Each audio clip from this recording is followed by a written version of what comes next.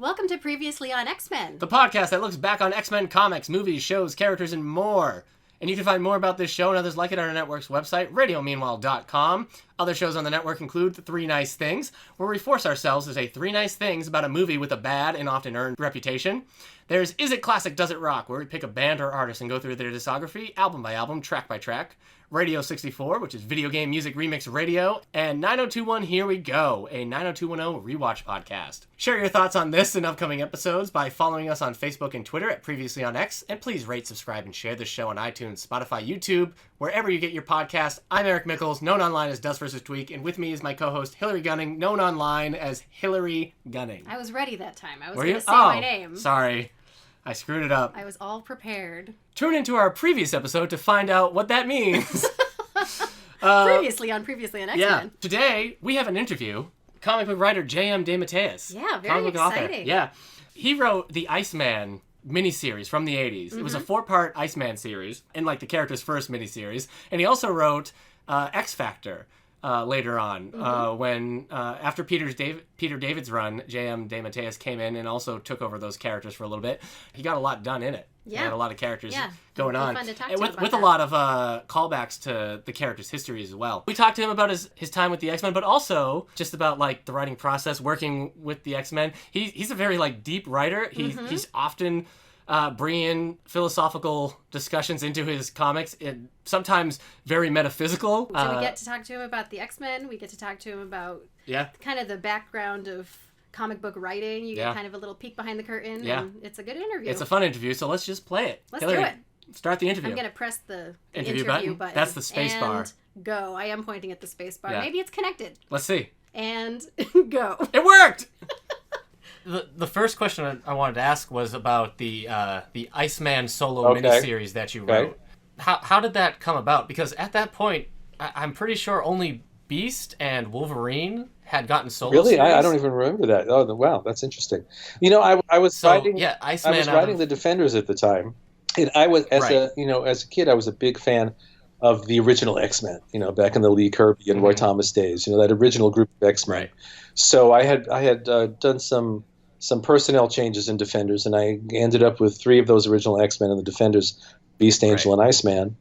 And I don't remember where the idea came from or what, but I just thought, oh, it'd be fun. Let's learn a little bit more about Iceman. And you know, it's funny because sometimes when you have to propose a new thing, you go through such a process and write the proposal and rewrite the proposal. And as I recall, I literally walked into Jim Shooter's office, who was editor-in-chief at the time, and said, you know, I want to do an Iceman miniseries. He went, okay. And that was it. You know?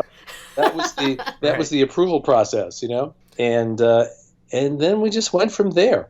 And I had a fun time, as I recall, exploring, as I like to explore, the family dynamics. Mm-hmm. You know, what is it like to be the parents of this mutant? Because it had been established, I think, before then that his parents were not comfortable with his mutant life, and they basically wanted him. I don't know whether Ike made that up or it pre-existed, that they wanted him to be an accountant. You know, and I think we all live with that in our lives, and certainly those of us who pursued a creative path. It's like, you really want to do that? You know, my father's line was, because we lived in New York and he worked for the city. Don't you want to take the civil service test? No, I don't. Get good benefits. You know, it's not what I want to do. You know, I had very practical goals. I either wanted to be a writer or a rock and roll star. You know, so and so, you know, I brought a lot of the dynamic of my own family to bear on Bobby's family, and that was a lot of fun for me, as I recall. Yeah, that's interesting. I guess it seems like Bobby does have more of the family dynamic than you get from a lot of the other X-Men. You see more about how they feel about I did a story in Marvel Team Up before that with the Beast and his mother, where we discover that she is actually in her core horrified by what he is. And that's a really hard thing to deal with. But then she also has to come to the realization that because, you know, it's one thing to be a mutant. It's another thing to be a mutant covered in fur and fangs and all this stuff.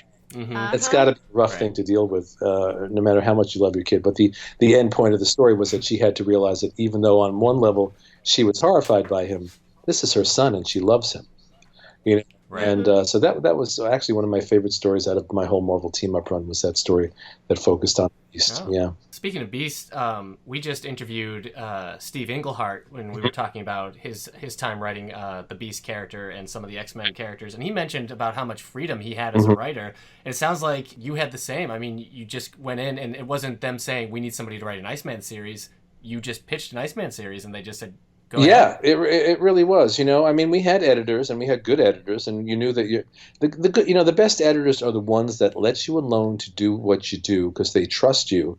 And then when they pick up the phone and say, hey, it ain't working, you trust them. The editors that are like trying to dissect every sentence and every scene, I find for the most part are not the best editors. And sometimes you work with an editor and you feel like, oh, what's really happening here is that editor really wants to write this story, and they're trying to use me as to write their story. The best editors are the ones that trust you. They hire you because they know what you can do. And then when the phone rings again and they say, that was the parts 1 through 4 were great. The concluding chapter needs some work here because something's not working here. I'm not going to question that because I know they trust me and they wouldn't be telling me this. And I respect them. Yeah. And you need that combination of respect and trust with an editor. So yeah, I've had a lot of freedom. I mean, we talk about stories like Craven or Going Sane. I don't think anybody had me change anything in those stories. But what you read is what I wrote. I hope that warms Hilary's hearts because she herself is an editor as well by profession. Different kind of editor, but yes. and what an important thing. You want that voice there. You want someone that you trust and respect. Because over the years I've had editors that I really liked personally, but maybe I did not respect their skills as an editor, So you want, ultimately what you want are those 3 things. You want to like them personally, you want to trust them, and you want to respect them. And when you have those 3 things together, then you've really got something great, and you've got a relationship that you want to go on for as long as possible. And I've been really lucky because the vast majority of editors that I've had over the years really, really fit in that paradigm. Well, you've worked now, you're talking mostly about Marvel with us, but you worked with DC as well. DC and lots of independent companies, yeah. Are the cultures very different between them? Back in the day, I would say not. I would think the cultures have changed in general over the years, I would say in the 80s and the 90s, there was a lot more freedom without any... The stories came from the bottom up, and the bottom being us, the creatives, they came to you and said, well, what do you want to do? And then you would come up with your take and your pitch and whatever. And a lot of what I saw change over the years, and there was a lot of freedom then too. Like I said, I've had sometimes as much freedom working on those characters as I have working on my creator own work, and that's an amazing thing, What began to happen, and I'm not saying that it happens all the time, but what I began to see a lot of was a lot of stuff coming from the top down, from editorial down, from this is our vision, and these are the stories we want you to tell, and you're trying to get yourself to fit into that, and maybe the exciting new writer or artist or flavor of the month comes along, and they get a lot of freedom for a while, but and then big crossovers began to become so dominant, so that even back then I was not a big fan of crossovers because you'd be off in your corner telling your story, and suddenly you'd have to interrupt it for 2 months to tell this other story. And you try your best to make it work and do your best job, but my nature is could you just leave me alone to go off and... Now I've had crossovers that I've worked on and really, really enjoyed too, but as a general rule, I would rather be left alone to tell my stories my own way. So I have seen that shift from bottom up to top down. But even with that, there's still a lot of freedom in comics, compared to writing in other media. There's so much freedom to get your story across, and that that the words on the page would be your words, and it's still, so you have to adapt a little bit to what the editor-in-chief decides they want. But there's still a lot of room to tell a story that's very personally yours. That brings up a question I have. The Iceman story, it starts with, Iceman dealing with his family, and then it gets very heady, existential, gets very trippy. He starts dealing with the character who is the embodiment of oblivion. At one point, Bobby ceases to exist, and then he's back, and he didn't even realize it we happened. Have time travel, we have metaphysics, and we have family drama. All in this one insane story. So what inspired you to tell that type of that big existential story about that character Oblivion with the character Iceman, who's kind of... I don't remember.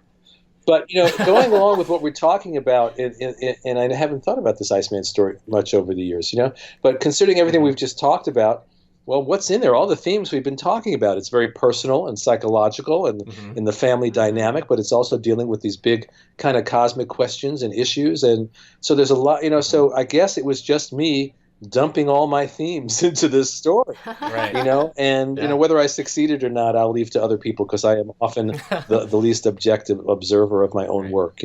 I know when it's really working, when something is really working, and you're in the zone and it's great, and it's great, but that only happens a certain percentage of the time. And when that happens, it's like, let the whole world tell me the story's awful. I know that it's good. The rest of the time, I'm doing the work as best I can and surrendering to the story. Right.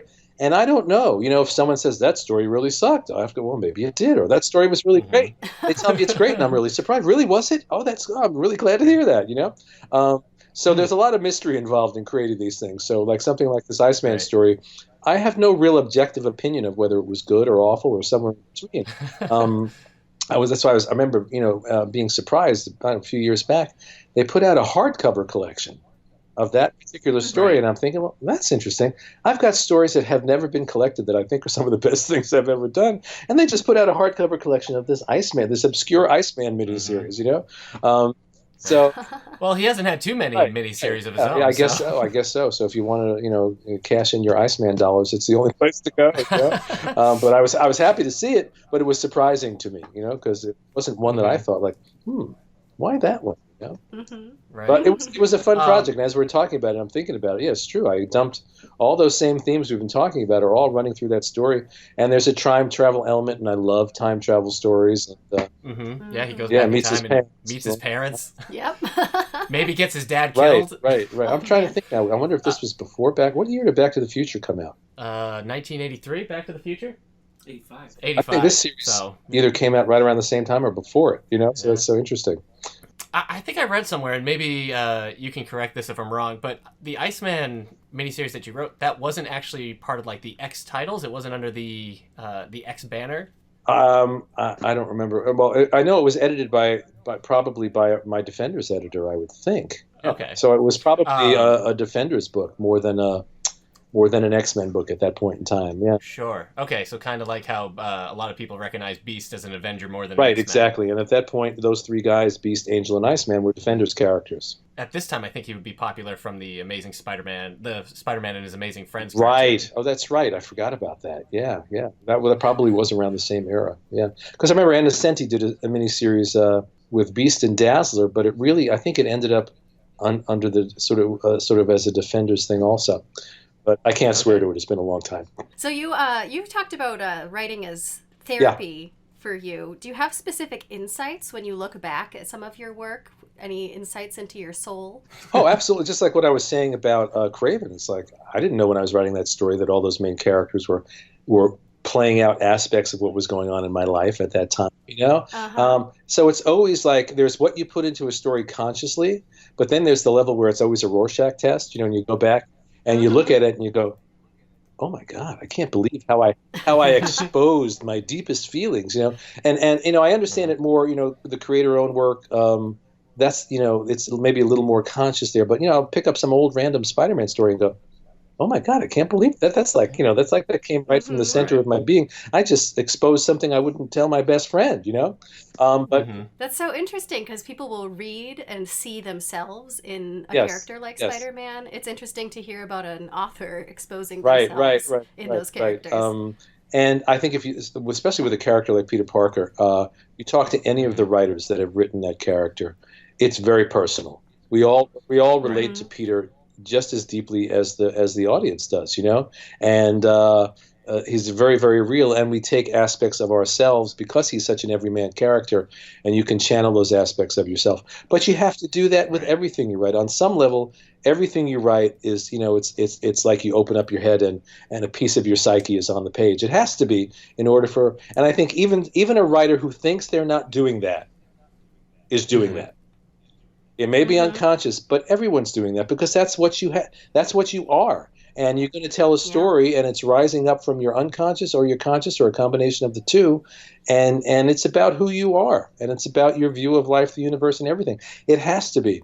You look at 10 stories by any writer, and you're going to get a sense of who they are, at least one aspect of who they are as a person and how they view the world. Mm-hmm. You can't help it. You took over X Factor for about 12 issues. That series had gone through a couple of changes and writers. What was it like taking over that book back then, and for that series taking over from Peter David and those kind of newish characters at the time? And I think my early issues, Scott Lobdell was plotting the book, and he asked me to come on and dialogue, and then I did a few issues of that, and then they handed me the book after that. I've always been slightly intimidated by the X-Men universe because it is so complex and complicated sometimes, not just complex but complicated. And there's so many characters, and there's so much history, and there's so much intertwining stuff. I think that's another reason why I always gravitate to the original group, because I understand that. It's simple. It's uncomplicated. I know those guys, So it was always like, for me, stepping into the X-Men universe was like stepping on some ice where I didn't know if there would be some thin patch a few steps ahead where I would fall through the ice, So it was very... Somebody is somebody's father, and you didn't realize it. Those early issues that Scott Lobdell had plotted was a good way for me to sort of step into those characters and get to know them a little bit. And then I think probably he plotted 3 or 4, and then I probably did it for another year after that, and then worked with Todd DeZago on a couple of issues after that as I was getting off the book.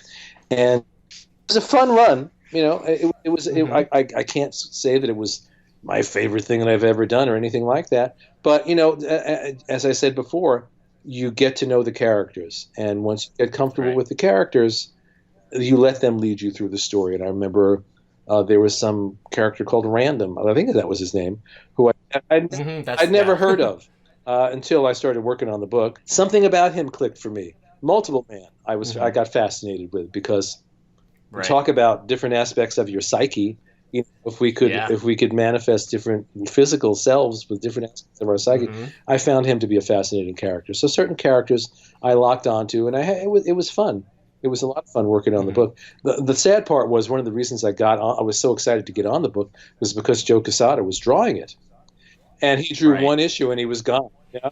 And it was like, but I wanted to work with him, And that's that's happened several times over the years, where you get on a book because you're so excited about the artist, and for one reason or another, within a few issues, that artist is off to the next thing. When I got on Justice League Dark a few years ago, Mikhail Janin, if that's how you pronounce his last name, I hope it is. A phenomenal artist. I loved his work on that book. Right. And I got on the book, and he drew the first 3 or 4 issues, but he had been doing that book for like a few years, and he was ready to move on to something new. So it's like, but don't go, I had other wonderful artists that I ended up working with on the book, but it's, on a monthly book, you just never know. People come and people go. It's like an assembly line. As opposed to a creator-owned book where you're choosing your collaborator and you're both in it together, and you're going to stay on that thing for the life of it. What is the collaboration like with you and an artist? How much of the story do they kind of bring out? It depends on the story. When you're working on monthly books, it is like an assembly line. Because you've got a monthly deadline, and everybody's racing to, and you're working on the script, and the artist's waiting for that, and then the inker's waiting for the pencils, and the letter is waiting for that. So the book and the colors. So so there's not a lot of time for conferring with your artist. You pray for an artist who's going to interpret your scripts the right way, and you want to have a good relationship with them and be able to get on the phone and talk to them when you need to if they have questions about the story. You love that. I love working with artists who are inquisitive and call you up, and they have these great questions that help you to see your story in new ways. But on a monthly book, you just you're cranking it out, and so really you're alone with the story. But even there, the great thing is, there's a chemical click that happens or doesn't happen, And I always say, writer and artist, it's almost like a love relationship when you meet somebody and you fall in love and it just clicks and you don't know why. And so sometimes what happens is the magic of the collaboration happens on the page. Somehow they respond to something in your story, and then if you're working what's called Marvel style, where you're not just writing a full script, you're writing a very detailed plot, you get the art back and you're dialoguing from the art. It's a whole other level of things. And I always go back to say my collaboration with Sal Buscema. We worked together for 2 years on Spectacular Spider-Man, and something happened. First panel, first page, magic. And he responded to my plot, and it came out in the artwork, and I looked at his art, and it was just effortless to write from his to script from his artwork, and you pray for that. And then sometimes you have a really good script and you have a really good artist. Something doesn't happen on the page. You know what I mean? Right. And I always say it's not just the writing, it's every element of a comic book story is so essential. As a writer, I'm very sensitive to the lettering. The lettering, I always say, is the delivery system from my script. And the average reader is not paying attention, nor should they, to the lettering, because they're just reading and it's rolling over their eyes. But how it rolls over their eyes and goes into their brain really impacts the way you're taking in those words and taking the story. Right. Yeah. And a letterer who's not up to snuff, and I've seen it, it's like, oh my God, that sentence reads so clumsily because the lettering isn't right. Right. And then you have another letterer. It's sort of like the way an inker is to a penciler. The right inker can take the pencils and either drag them down or lift them up, because the inker is the delivery system for the pencils, And so a great letterer, the stuff just rolls along, and it takes your story and it takes it up to another level, and it makes it easy for the reader to take in, So every element of a story has to be working in a comic book for the whole thing to work. But certainly the chemistry between the writer and artist, the artist who is the prime storyteller, he takes your even if it's full script, even every panel, every page, every caption, every bit of dialogue, every angle is in there. You give that to 5 different artists, it will come out 5 different ways. It just will, no matter how much direction is in that script. So you pray for that artist who has that chemical connection to your story, and then just through the way they tell that story, raises it up to another level. You can't separate out the elements in a comic book story. I was reading something today where someone was saying on Twitter where they were so annoyed when they see things referring to Alan Moore's Watchmen. It's Alan Moore and Dave Gibbons' Watchmen. And to remove Dave Gibbons from that is that's not what it is. Someone else had drawn Watchmen, we might not be talking about it today. Exactly, sure. I bow to all my collaborators. I really do. Because it's the collaboration that makes the whole thing work, especially in comics. Oh, yeah. It seems like specifically for letterers, they maybe have an unforgiving job that the reader might not notice it unless they're doing a bad job. Exactly. And and then when they're working with a writer like me who sometimes likes to write a lot, that's and to if you look at the stuff I do with Giffen, which is so dialogue driven, and my job is to have the characters talk, and so the letterers that have been able to do that and do it with elegance and make it look easy and natural. It's not easy sometimes to fit all the stuff in and make it work with the artwork and let it flow naturally. So I have so much respect for great letterers, so much. I thought it was interesting you were mentioning how you find the X-Men in general kind of convoluted and a little tricky to get into the real backstories of the X-Men. With your run, you kind of dealt, like I said, you were dealing with characters who were kind of new to having their own book and just a lot of readers, but then you were also dealing with some stories from Inferno, like Polaris and Malice, and you were bringing in Mr. Sinister, so it seemed like you were still bringing a lot in from X-Men continuity into I was trying my best to understand it and integrate it, because you have to do 2 things with especially with comics, which are so continuity driven, and you're stepping in and the characters have been there years before you got there, and they're going to be years after you're going to be there years after you're gone. You have to honor the past without being a slave to it, and then you have to bring something new to the table. Right. You have to balance those 2 things. It seemed like you also brought in your style to write the characers in their psychology first as the way for us to understand the characters. It seemed like you still brought that in, even though now you had a whole team of a lot more characters. Right. And it's funny too, because although I've written a lot of team book stuff, and And yet, I think it's the hardest thing to do in comics, to write team books. Okay. To have sure. this mass of characters and service them all as individual characters and come up with an adventure that works for not just like, Spider-Man is great. He's just Spider-Man. You have Peter Parker, and it's very personal. It's very focused. If you look at Kraven's Last Hunt, it's essentially about 3 characters, and that's it. And then suddenly you've got these team books with multiple characters. When I wrote the Defenders years ago, I would often just break off and do solo issues with the characters and then bring them back together for some big team event and go off and do solo issues. Because I found that, and that was the kind of book where you could do that. You can't really do that with X Factor. Or when Giffen and I were doing Justice League, what made it work was that it was first and foremost a character book. The adventures were secondary. It was about the interplay between those characters first and foremost, and their humanity and their humor, But it's a hard balance. And I remember when I first started working on the Justice League Unlimited animated show, and like the second episode they handed me had like every character that's ever been in the series, you know what I mean? It was like these massive battles with 8,000 characters. And it was great. It was a real challenge, and you have to challenge yourself, and you have to be able to get your hands, wrap your hands and head around that. And so, as the years have gone by, it's a little easier for me dealing with these team books. And when I was doing a few years ago, when I took over Justice League Dark, it was easier to step into a group book because but we're always learning. It doesn't matter how you're doing this stuff. Whatever you're writing, hopefully you're always learning, because if you're not always learning, then something's wrong. Given the opportunity, would you take on writing the original X-Men in their own book again, since you were a big fan the of original X-Men? I think, if someone offered that to me, and I don't see that happening anytime soon, but if someone offered that to me, I would have to seriously consider that because of my love of that group of characters, because 8th grade me would be really pissed at me if I turned that down. Yeah, you don't want to get your 8th grade self upset at you for missed opportunities. Actually, back in the day, when I was reading those early Marvel comics, the X-Men was not a top tier book. It was kind of it was a sub tier book. I think it was bi-monthly, and I discovered it in junior high school, and then back and bought a bunch of the early issues. You were able to go. The first back issue I ever bought and paid money for, I bought X-Men #1 for $3 through the mail. So, and would that I still had that book.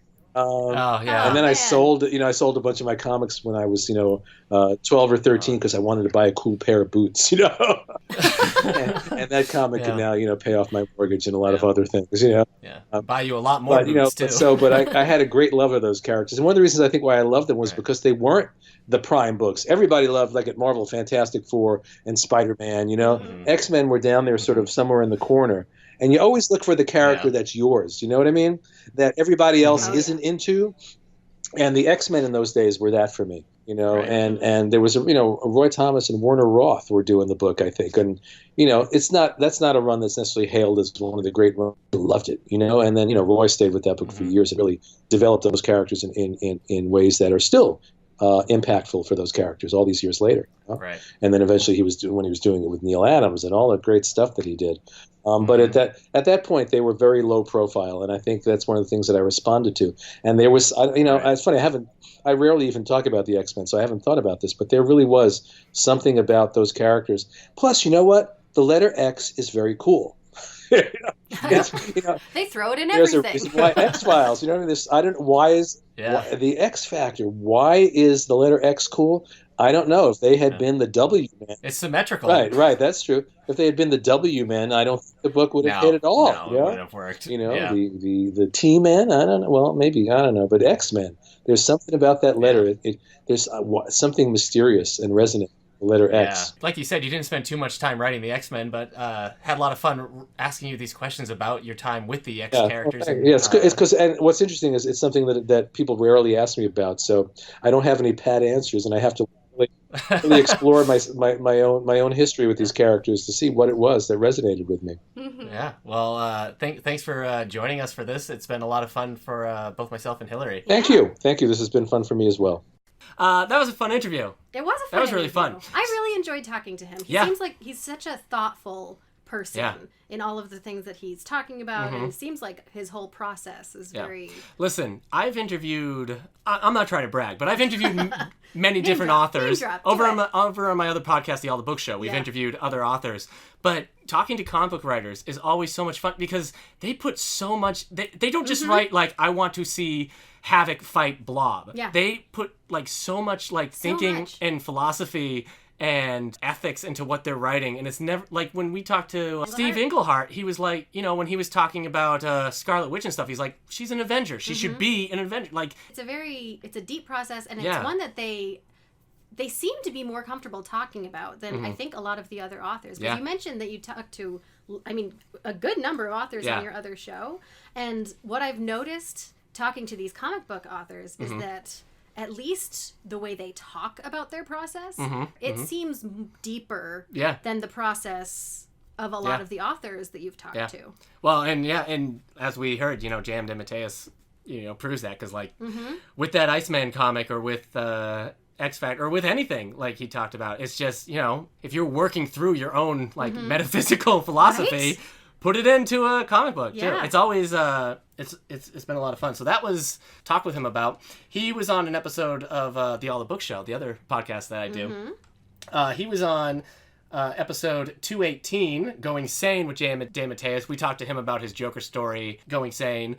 He also wrote Kraven's Last Hunt. He wrote many, many great comic books. Yeah, so you can find that over there if you want to hear him talk about the non-X-Men stuff. Yeah, go over there, hear some more from him. We also have interviewed, if you want to go back, we've interviewed Fred Van Lente and Steve Englehart. Yeah, previous You can go episodes. find those if you hadn't heard them before. I'm Duskvstweak everywhere online, apart from other shows on the Radio Meanwhile Network. As I said, I'm the co-host of the podcast, The All the Book Show. Thank you to Prophetic Music for our theme song. You can join us for our next episode. We're talking The Wolverine, the movie. The 2013 The Wolverine. That'll be fun. It's not a prequel. No. It's a sequel to now X-Men, The Last Stand. That's weirdly out of sync with how they were released, right? Because X-Men The Last Stand ends the trilogy. Yes. Prequel X-Men Origins.